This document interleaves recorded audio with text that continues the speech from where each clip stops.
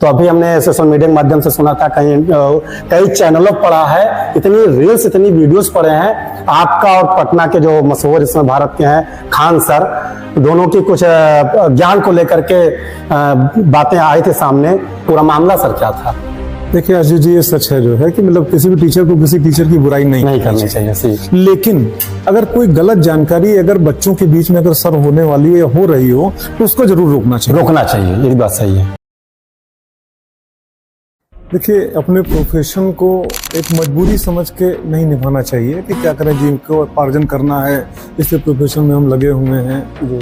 जिस दिन अपने प्रोफेशन में आप इंटरेस्ट जगा लेंगे, जैसे आप पिक्चर देख रहे हो, मन लगा के आपका बीच में कोई डिस्टर्ब करता है, तुरंत आप मना करते 3 घंटे बाद मिलना।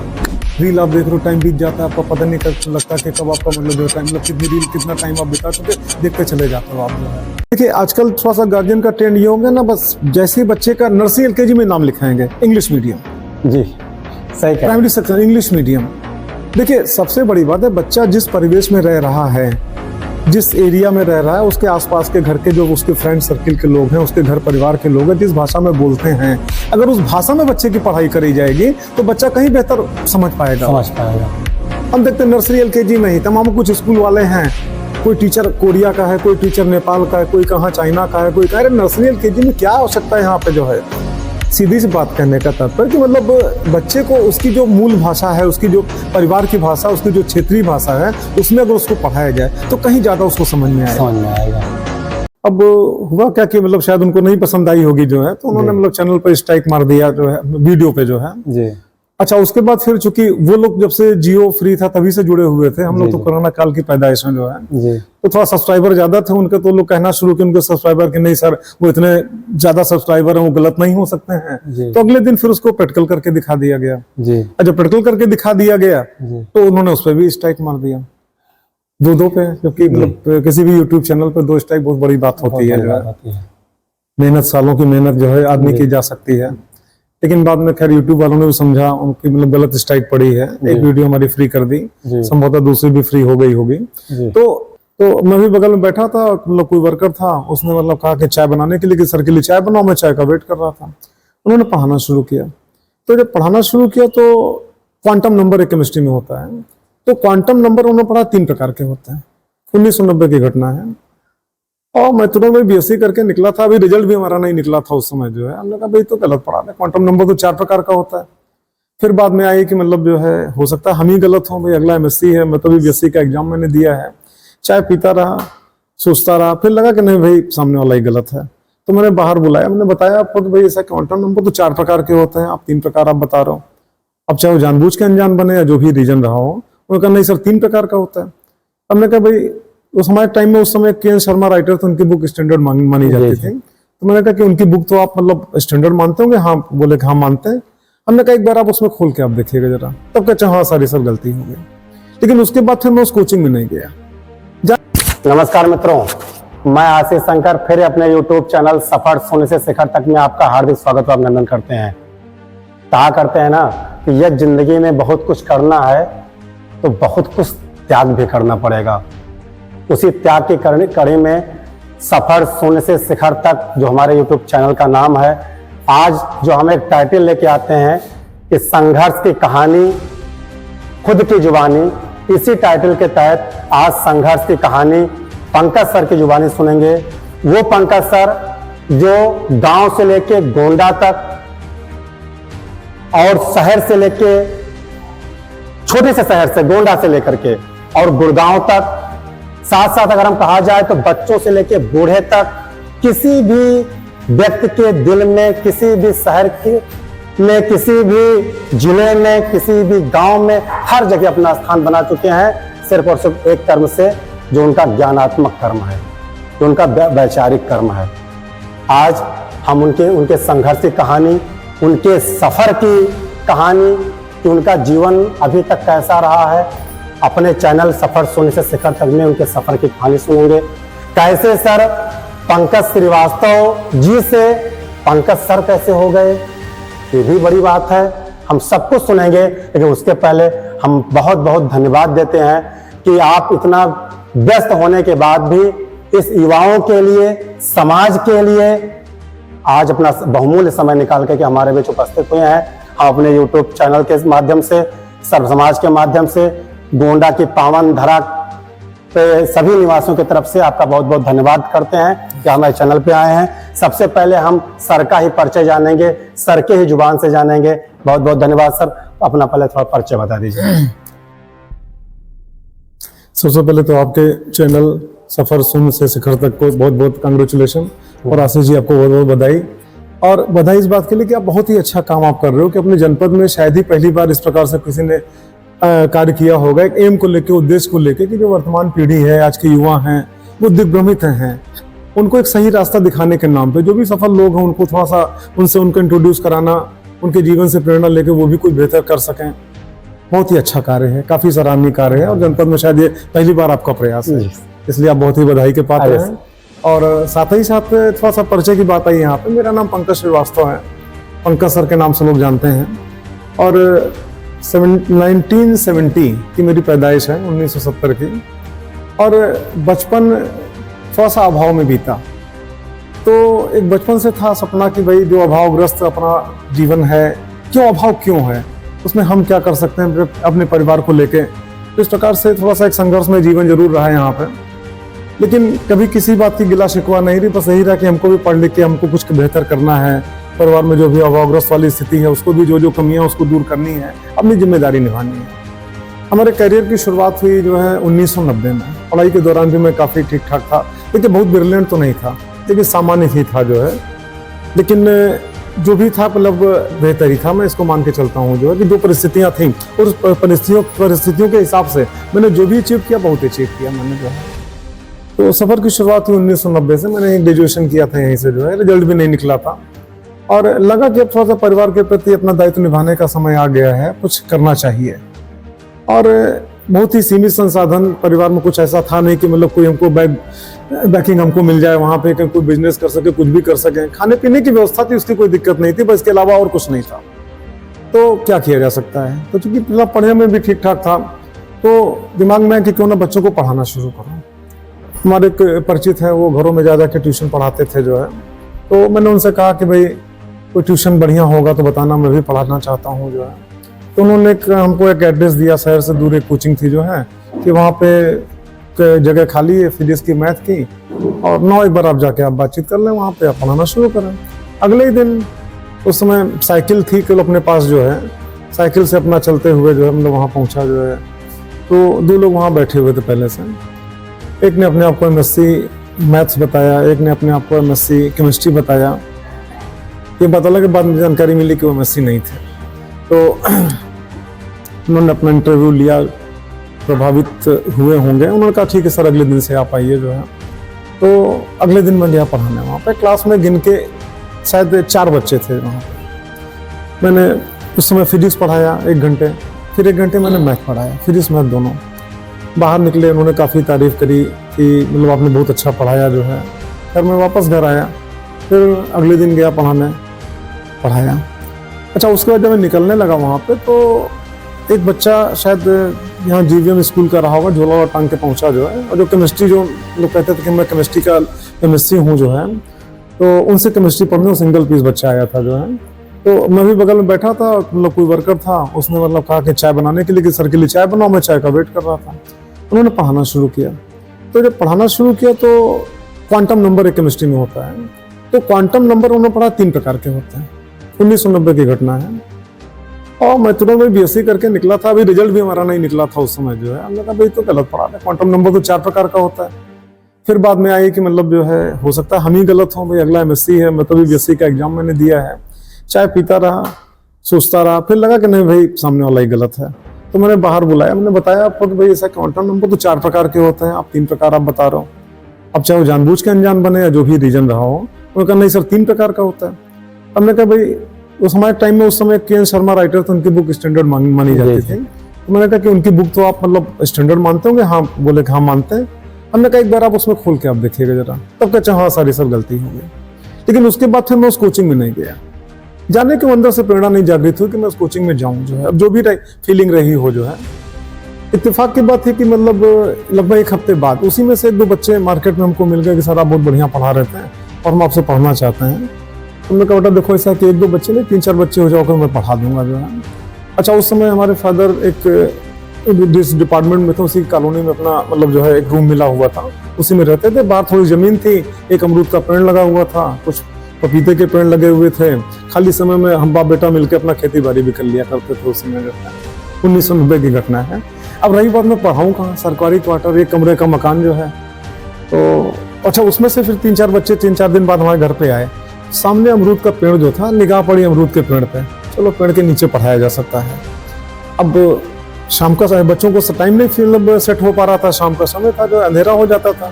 अमरूद के पेड़ पर एक 200 वाट का बल्ब लटकाने की व्यवस्था करी जो है, और फिर मैंने पढ़ाना शुरू किया अमरूद के पेड़ के नीचे। अब धीरे धीरे संख्या बढ़ती गई जो है। जब मैंने शुरुआत करी घर पे केवल 2 बच्चे थे जो है, और 2 बच्चों से करते करते उस समय करीब 17 बच्चे हुए जो है।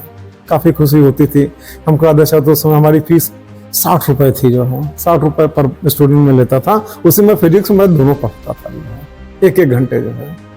और जिस दिन पानी बरस जाए उस दिन क्लास बोल, बच्चे भी जानते अमरूद के पेड़ नीचे कहाँ क्लास चलनी है। मोबाइल का जमाना था नहीं, क्योंकि पूछेंगे बच्चे नहीं आते थे। इस प्रकार से चला, लेकिन रिजल्ट काफी अच्छा रहा जो है। उस समय हमारी एज भी कम थी, तमाम हमारे पढ़ने वाले बच्चे हमसे भी ज्यादा उम्र के थे। अचानक कोई मिलने पहुंच जाता था तो कंफ्यूज होता था इसमें टीचर कौन है और इसमें स्टूडेंट कौन है।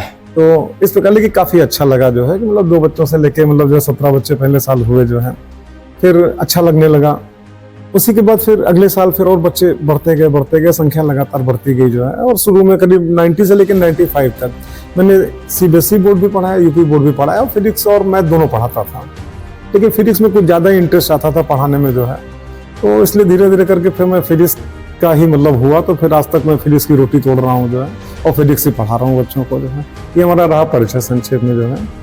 और रही बात फिर संख्या बढ़ती गई और बच्चे भी अपना मतलब मन लगा के पढ़ते गए। बढ़िया बच्चों ने रिस्पांस दिया, रिजल्ट दिया। अच्छा लगता है जब बच्चे आज अच्छे अच्छे मुकाम पे हैं। कई बच्चे विदेशों में भी हैं, कुछ बच्चे हमारे पढ़ाए बच्चे आजकल IAS PCS भी बन चुके हैं जो है। डॉक्टर इंजीनियर इतने हैं कि शायद हाथ पैर की उंगलियां कम पड़ जाएं जो है।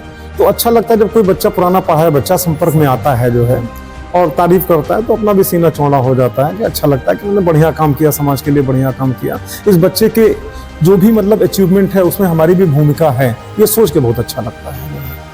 तो ये रही बात संक्षेप में परिचय की जो है। बहुत अच्छा है सर। और कम से कम देखिए, हम जो कहा करते हैं चैनल के माध्यम से भी कि सर के जीवन में भी अभाव रहा है। जो जीवन में अभावग्रस्त बच्चे हैं आज उन्हीं का प्रभाव दिख रहा है। तो अगर आपके जीवन में अभाव है तो ये कभी ना आप परेशान ना हो, एक समय आएगा कि आपका ही प्रभाव पूरे देश पे, पूरे धरातल पे होगा। तो सर हम ये भी जानना चाहेंगे कि जैसे फिजिक्स मैथ दोनों पढ़ा रहे थे, उसको आप फिजिक्स में आए।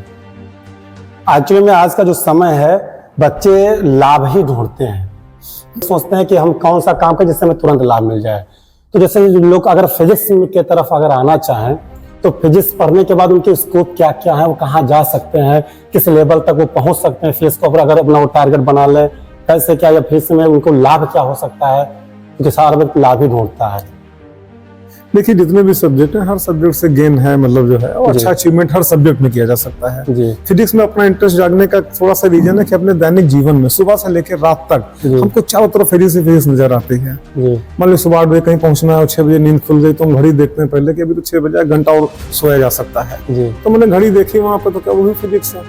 मान लो कहीं जा रहे हैं, अपना बाइक से जा रहे हैं, स्कूटी जा रहे हैं, वो भी क्या फिजिक्स है। तो कहने का आशय सुबह से लेकर शाम तक आपका जितनी भी घटनाएं, आपकी जितनी भी आपकी नेचुरल इवेंट्स हैं, सब के सब फिजिक्स पे बेस्ड हैं। सूरज उगता है वो भी, उसका भी रीजन फिजिक्स ही बताता है। चारों तरफ लालिमा क्यों होती है, इसका भी रीजन फिजिक्स बताता है। तो चारों तरफ यहाँ तक कि फिजिक्स आपका जितने भी साइंस के अन्य ब्रांचेज हैं फिजिक्स उसमें भी इन्वॉल्व है।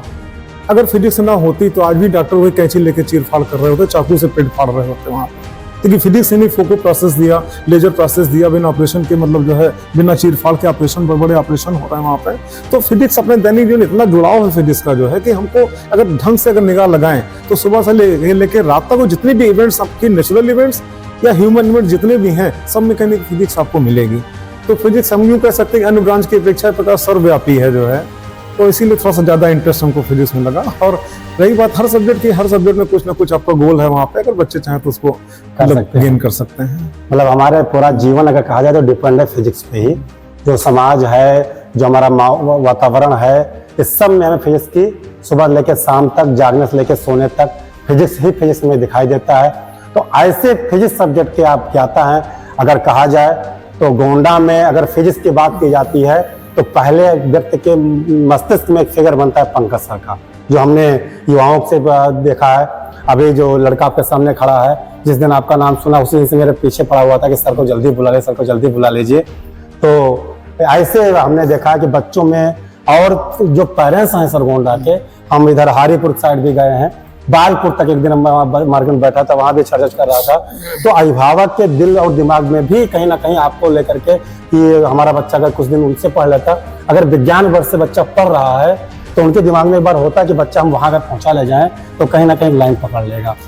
ये चीज अब तो तमामों ऐसे भी बच्चे हैं जो अपने बच्चों को लेके आते हैं पढ़वाने के लिए। इस समय अपने पढ़ाए बच्चों के बच्चों को पढ़ाता हूँ अक्सर जो है।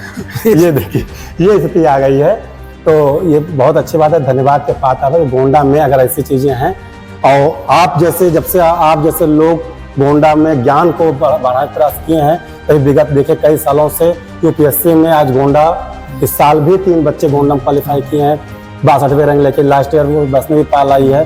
तो कहीं ना कहीं बहुत खुशी मिलती है कि हमारा गोंडा भी किसी से पीछे कम नहीं है।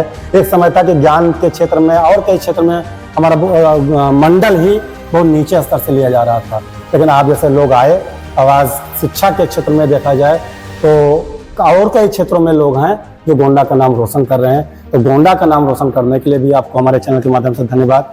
दूसरी चीज सर ये भी हम जानना चाहेंगे कि क्या अध्यापक के सिवा और आपके दिमाग में कोई ऐसी बात नहीं है कि जैसे आज के डेट में युवा बहुत कंफ्यूज हैं, कोई कहता हम अध्यापक बनना चाहते हैं, कोई कहता हम इंजीनियर बनना चाहते हैं, कोई कहता हम खेती करना चाहते हैं। हालांकि खेती बहुत कम लोग करना चाहते हैं, लेकिन कई डिपार्टमेंट में जाने के लिए वो किसी डिपार्टमेंट में नहीं जा पाते हैं। तो जैसे अभी आपने बताया कि 2 बच्चों से लेकर हम अमरूद के पेड़ के नीचे बल्ब लगा के शुरू किया गया, संघर्ष रहा, तो आपके मन में ऐसी नहीं है कि छोड़ो इसको, लो चलते कोई दूसरा डिपार्टमेंट चूज करते हैं, पता नहीं वहां मोर देन में पैसे मिल जाए, या हम लाओ ये काम करते हैं, लाओ ये काम करते हैं, लाओ गवर्नमेंट सेक्टर में ट्राई करते हैं। तो ऐसे की भी कभी विचार आया कि लाओ अध्यापक में क्या रखा है? देखिए, हम खाली यही संदेश आपके चैनल के माध्यम से लोगों को देना चाहेंगे कि आपके देखिए जीवन आपका अनमोल है। ईश्वर ने आपको धरती पे भेजा है तो कुछ करने के लिए, आप समय का सदुपयोग करो। मैं बहुत सिंपल सा एग्जांपल आपको दे रहा हूँ। जैसे 90 से मैंने पढ़ाना शुरू किया, 95 तक मैंने बताया कि मतलब सीबीएसई यूपी बोर्ड दोनों फिजिक्स मैथ दोनों पढ़ाता था। फिर मैंने फिजिक्स पढ़ाना शुरू किया। अच्छा, किसी कॉलेज को मैंने ज्वाइन नहीं किया, तो जो भी पढ़ाई होती थी वो मॉर्निंग टाइम पे या फिर इवनिंग को, दिन में मैं खाली रहता था। अब इसका सदुपयोग कैसे किया जाए? तो 95 से मैंने और 2000 तक मैंने आप ही के शहर में कॉन्ट्रैक्टरशिप का वर्क किया और अच्छे डिपार्टमेंट में मेरे रजिस्ट्रेशन थे जो है, अपने नाम पर मैं काम भी लेता था, वो काम भी कराता था। वो आपके जनपद में मतलब इवन समझिए कि गोंडा, बलरामपुर, बहराइच, श्रावस्ती, यहाँ तक भी मैंने काम कराया है। अच्छे काम, बड़े काम। लेकिन थोड़ा सा प्रॉब्लम ये आती थी कि अपना चूंकि लगाव था टीचिंग प्रोफेशन में, उसमें ज़्यादा हमको सेटिस्फेक्शन मिलता था। तो प्रॉब्लम ये होती थी कि मतलब किसी और अदर डिपार्टमेंट का हमने काम अगर ले लिया तो फिर जिस दिन मैं साइड पे चला गया उस दिन फिर शाम की बैच तो प्रभावित होनी। तो लगा कि नहीं, बच्चों के साथ नाइंसाफी हो रही है, तो मैं ऐसे काम जल्दी नहीं लेता था जो शहर से बाहर शहर के अंदर का ही मैं काम लेता था। और शहर के अंदर के काम का मतलब कि आपका नगर पालिका परिषद, वहाँ के अच्छे ठेकेदारों मेरी गिनती थी उस वक्त जो है 95 से 2000 तक जो है नंबर 1 के ठेकेदारों में मैं था वहाँ पे। और शहर का काम मैं कराता था, सुबह पढ़ाया, शाम को पढ़ाया और दिन में अपना जो फिर जाके अपना कॉन्ट्रैक्टरशिप का वर्क किया। इस तरह समय का सदुपयोग किया जो है। और मैंने उस टाइम जो भी काम कराए आपके शहर में ही, आज भी कुछ काम ऐसे हैं जो ऐसे ही नक की तरह बिल्कुल आपके हैं वहाँ पे, खराब नहीं हुए। जबकि आई थिंक मतलब 95 से 2000 के बीच के काम है, लगभग 22 साल से ऊपर हो गए। तो ये समय का सदुपयोग कहा जा सकता है। अच्छा, और रही बात यहाँ पे, देखिए जो भी समय आपके पास है, हर एक समय आपका कीमती है। मैं थोड़ा सा युवाओं को भी अपने चैनल के माध्यम से कहना चाहूंगा, जो भी समय निकले आप उसका कहीं ना कहीं उसको आप इन्वेस्ट जरूर करो आप वहाँ पे, और तुरंत आपका आउटपुट मिलेगा इस बात को कभी ना सोचो, देर से देर मिलेगा जरूर आउटपुट। भाई अगर केमिस्ट्री में भी होता है कि कोई 2 चीजें मिलाई गई तो उसका रिएक्शन है तो कुछ ना कुछ रिजल्ट उसका निकलना है, कुछ का तुरंत निकलना, कुछ का कुछ टाइम बाद निकलना है वहां पे। तो निश्चित रूप से अगर आप सकारात्मक कार्य करते रहो, अपने समय का सदुपयोग करते रहो, एक चीज। और दूसरी बात, जो भी आप करो मन लगा के करो, बाहर उतार के नहीं कि मतलब क्या करें, मजबूरी में फंस गए, अब हमको करना है, किसी तरह से पीछा छूटे। जिस दिन आप काम में लगन लगा दोगे, लगन लगा के आप काम करोगे, निश्चित रूप से सफलता मिलेगी। वक्त थोड़ा सा हो सकता लग जाए वहां पे। तो जो भी अपना काम करें, अपना लगन से मेहनत के साथ काम करें, उसमें इंटरेस्ट डेवलप करें। जिस दिन अपने काम के प्रति इंटरेस्ट डेवलप हो गया, उस दिन रिजल्ट मिलना ही मिलना है। अच्छा, बहुत अच्छा आप बता रहे हैं कि लगन तो आपके बचपन से बच्चों को पढ़ाना ही था। साइड में आपने 95 के बाद आपने कुछ समय तक ठेकेदारी का काम भी किया, अच्छे काम भी कर रहे हैं, अच्छे ठेकेदारों में भी आपका नाम शुमार रहा है। लेकिन जो लगन की वजह आपने बताया कि समय का भी सदुपयोग किया, लेकिन लगन बचपन से ही आपका था कि पढ़ाने में आपका लगन था, पढ़ाया भी, अच्छा रिस्पांस भी मिला। आज आपके प्राय बच्चे गोंडा से लेकर के पूरे देश में अपना नाम कर रहे हैं, ये भी बहुत अच्छी बात है। लेकिन सर अच्छा, कभी कभी जैसे जब आप भी रहे होंगे, आपके समय में भी था, आज के समय भी है कि कंपटीशन का दौर बहुत था। जैसे आप निकले होंगे तो फिजिक्स को लेकर के कोचिंग, अब आप स्कूल भी नहीं ज्वाइन किए थे, उसके बावजूद जबकि एक बात ज़्यादातर सफ़र करती रहती है कि जो अध्यापक किसी विद्यालय में अटैच है, पढ़ा रहा है, उसी की कोचिंग अच्छी चल रही है। अब उसके बाद जो कहीं स्कूल में अटैच ही नहीं है, उसकी कोचिंग अच्छी चलना बहुत बड़ी बात है। तो उस दौरान कोई कंपटीशन, कोई इस वजह से कहीं ऐसी कुछ बात आई हो? अच्छा हाँ, एक बात और याद आ रही है, अभी सोशल मीडिया में देखा था कि हमें तो बहुत गर्व महसूस हुआ। हालांकि इसको अदरवाइज मत लीजिएगा, कभी भी एक शिक्षक किसी शिक्षक की बुराई नहीं कर सकता है, लेकिन जहां ज्ञान की बात आएगी, ज्ञान ऐसी शक्ति है जो धरती से लेकर आसमान तक आपको लड़ने का साहस देती है। तो अभी हमने सोशल मीडिया के माध्यम से सुना था, कई चैनलों पर पढ़ा है, इतनी रील्स, इतनी वीडियोस पढ़े हैं, आपका और पटना के जो मशहूर इसमें भारत के हैं खान सर, दोनों की कुछ ज्ञान को लेकर के बातें आई थी सामने। लेकिन वो बातें जब उसका रिजल्ट सामने आता है तो कहीं ना कहीं हमारे गोंडा के ऐसे व्यक्तित्व की जो बात होती है वही सर्वोपर रखी जाती है। अगर पढ़ने वाले, ज्ञान रखने वाले और नॉलेज रखने वाले जितने लोग हैं, सब कहते हैं कि पंकज सर की बात जायज है। कहीं ना कहीं खान सर ने इस बात को कहीं गलत स्तर से तरीके से पेश किया, कहीं गलत है। तो ये भी एक बहुत बड़ी बात है। बड़ी बात इसलिए है कि छोटे शहर का भी अगर ज्ञान आपके पास है तो आपका अस्तित्व देखिए पूरे देश में है, करीब करीब उसको करोड़ों लोगों ने देखा है। तो हमारे गोंडा का नाम ऐसा नहीं है, ज्ञान एक ऐसी शक्ति के माध्यम से आप कम से कम अपनी बात को रखा, और आज पूरा भारत उसको देखा है। कुछ लोग ऐसे भी हैं जो विदेशों में रहकर भी उसको देखे होंगे। तो उस समय क्या आपका कैसा रिएक्शन रहा होगा कि हम ऐसा कुछ कर रहे हैं तो खान सर को बुरा ना लगे? क्योंकि एक बात ये जायज है कि एक अध्यापक कभी किसी अध्यापक की बुराई नहीं कर सकता है। तो कैसे फीलिंग आई, कैसे आपने उसको फेस किया, क्या रहा वो पूरा मामला सर, क्या था? देखिए अजीत जी, ये सच है जो है कि मतलब किसी भी टीचर को किसी टीचर की बुराई नहीं करनी चाहिए। लेकिन अगर कोई गलत जानकारी अगर बच्चों के बीच में अगर सर होने वाली है या हो रही हो तो उसको जरूर रोकना चाहिए। एक बात सही है, क्योंकि देखिए बच्चा अपने टीचर पे बहुत भरोसा करता है। एक बार माँ बाप पे भरोसा ना करे, टीचर पे ज्यादा भरोसा करता है। बिल्कुल सही है। तो अगर गलत जानकारी बच्चों में प्रसारित हो रही तो उसको रोकने का प्रयास करना चाहिए जी। और दूसरी चीज है, देखिए कोई भी व्यक्ति हर विषय का ज्ञाता नहीं हो सकता जो है। मैं भी फिजिक्स पढ़ा रहा हूँ, 1990 से पढ़ा रहा हूँ, लगभग 34वां साल चल रहा है, लेकिन मैं ये नहीं कह सकता कि फिजिक्स में मैं अलज्ञाता हो गया। जितने बड़े बड़े वैज्ञानिक है, न्यूटन, आइंस्टाइन, ये भी अपने आप को नहीं कह सकते। बिल्कुल सही। अगर न्यूटन अगर सर्वज्ञ होते, अगर 100% जानकारी होती तो उनके बाद कोई वैज्ञानिक न पैदा हुआ। मैं भी आज पढ़ता हूँ तो वर्तमान जो परिस्थितियां, जो नई नई जानकारियां, उसको मैं खुद भी पढ़ता हूँ जो है, बच्चों को नई नई जानकारी में दे सकूँ। तो एक छोटा सा मैटर था जो है कि मतलब उन्होंने बताया था कि बिजली का स्विच अगर आप जो है मीटर के पास लगाओगे तो कम बिजली खर्च होगी, दूर लगाओगे तो ज्यादा बिजली खर्च होगी। तो उसमें मतलब उसी को मैंने खाली सुधारा था कि ऐसा कुछ नहीं है जो है। मैं स्विच अगर ऑन हो, चाहे ऑफ हो, चाहे पास लगे चाहे दूर लगे, बिजली उतनी ही खर्च होगी। ऑफ करोगे कोई बिजली नहीं खर्च होगी, चाहे पास में लगाओ चाहे दूर लगाओ जो है। तो सही जानकारी बच्चों तक जाए जो है। अब हुआ क्या कि मतलब शायद उनको नहीं पसंद आई होगी जो है, तो उन्होंने मतलब चैनल पर स्ट्राइक मार दिया जो है, वीडियो पे जो है। अच्छा, उसके बाद फिर चूंकि वो लोग जब से जियो फ्री था तभी से जुड़े हुए थे, हम लोग तो कोरोना काल की पैदाइश में जो है, तो थोड़ा सब्सक्राइबर ज्यादा थे उनके, तो लोग कहना शुरू किए उनके सब्सक्राइबर कि नहीं सर वो इतने ज्यादा सब्सक्राइबर हैं वो गलत नहीं हो सकते हैं। तो अगले दिन फिर उसको प्रैक्टिकल करके दिखा दिया गया। जब प्रैक्टिकल करके दिखा दिया गया तो उन्होंने उस पर भी स्ट्राइक मार दिया, दो पे। जबकि मतलब किसी भी यूट्यूब चैनल पर 2 स्ट्राइक बहुत बड़ी बात होती है। मेहनत, सालों की मेहनत जो है आदमी की जा सकती है। लेकिन बाद में खैर यूट्यूब वालों ने भी समझा, उनकी मतलब गलत स्ट्राइक पड़ी है, एक वीडियो हमारी फ्री कर दी, संभवतः दूसरी भी फ्री हो गई होगी।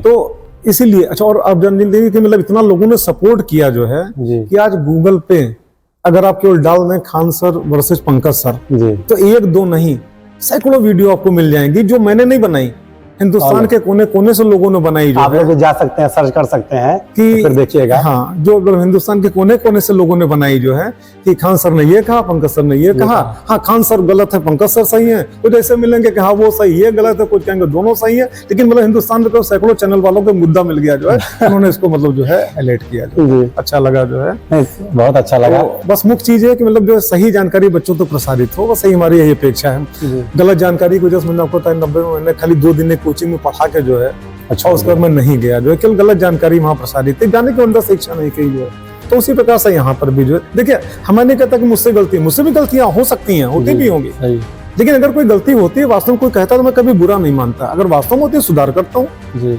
तो बस एक मेन उद्देश्य हो बच्चों तक सही जानकारी पहुंचे, ये नहीं कि हम स्वयंभू मैंने जो कह दिया बिल्कुल सही है, ये धारणा गलत होनी चाहिए जो है, मतलब अगर कोई सही जानकारी पहुंचे यही उद्देश्य होना चाहिए बच्चों के पास। बहुत अच्छी बात, देखिए सही भी है, आपकी विचारधाराएं देखिए कितनी अच्छी हैं कि हम अध्यापक की बुराई नहीं करते हैं, लेकिन ज्ञान जब भी अध्यापक पढ़ाने जाए तो ध्यान रखें कि गलत ज्ञान बच्चों तक न जाए, उस समय उनको रोकना चाहिए, क्यों अपने क्लोज हों या दूर के हों, क्योंकि अगर उस समय एक सही अध्यापक या जानकार अध्यापक अपने आप को मौन कर लेगा तो कहीं ना कहीं वो गलत ज्ञान धीरे धीरे बढ़ता बढ़ता पूरे भारत में जितने पढ़ने युवा साथी हैं वहां तक पहुंच जाएगा और कल का बहुत बड़ा नुकसान हो सकता है। तो आपने उसके लिए कि गलत बच्चों के स्तर पर गलत ज्ञान न जाए, आपने प्रैक्टिकल करके दिखाया, ये आपकी सोच थी, और कि बातें सही जाएं। वो भले बड़े स्तर के थे, पहले चला रहे थे, लेकिन आप तो आफ्टर कोरोना काल में आपने अपना स्टार्ट किया था ऑनलाइन, लेकिन सही चीज बताई गई और एक समय आया कि सत्य कभी परास्त नहीं हो सकता है, और लोगों ने जाना समझा कि नहीं सही चीज है, प्रैक्टिकल करके दिखाया।